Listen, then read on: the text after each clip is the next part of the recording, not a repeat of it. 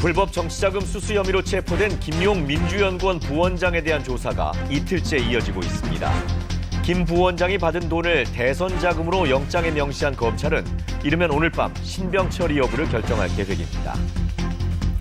더불어민주당 이재명 대표는 김용 부원장의 결백을 믿는다며 불법 자금은 1원도 쓴 일이 없다고 밝혔습니다. 민주당의 복귀로 국감은 대부분 정상화됐지만 대검찰청 국감은 여야 충돌로 파행을 빚었습니다. 20대 노동자가 혼합기에 끼어 숨진 SPC 계열 제빵 공장에 대해서 경찰과 고용노동부가 오늘 오후 압수수색을 실시했습니다. 앞서 피해자 장례식이 끝난 가운데 SPC 식음료 업체들에 대한 불매 운동은 계속되고 있습니다.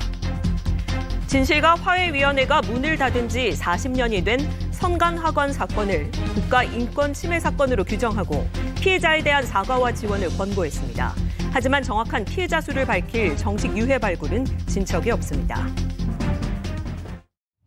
이브닝 뉴스입니다. 민주당 이재명 대표는 측근을 전격 체포한 검찰 수사와 관련해 대선 자금 운운하지만 불법 자금은 1원도 본 일도 쓴 일도 없다며 결백함을 주장했습니다.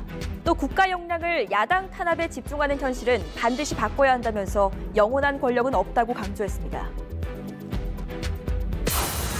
야당 탄압이라는 민주당 반발에 윤석열 대통령은 무엇이 정당한지는 국민이 알 것이라고 말했습니다.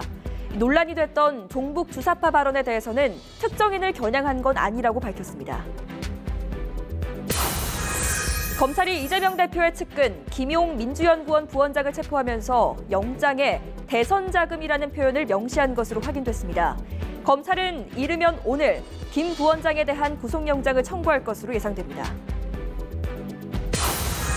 금리 인상과 거래 절벽 등의 여파로 이번 주 전국 아파트 가격이 2012년 중반 이후 사상 최대 낙폭을 기록했습니다. 특히 서울 아파트 값은 지난 5월 다주택자 양도소득세 중과 유예로 매물이 늘어난 이후 21주 연속 내림세를 나타냈습니다. 최근 서울시 농수산식품공사의 신입사원 공채 필기시험 법학 과목에서 문제가 잘못 출제돼 일주일 만에 재시험을 치른 것으로 확인됐습니다.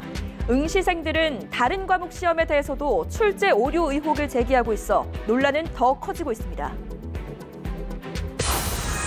같은 전화번호를 서로 다른 이름 10개로 돌려 쓰는 수법에 온라인 중고사기 거래가 판을 치고 있어 경찰이 수사에 나섰습니다.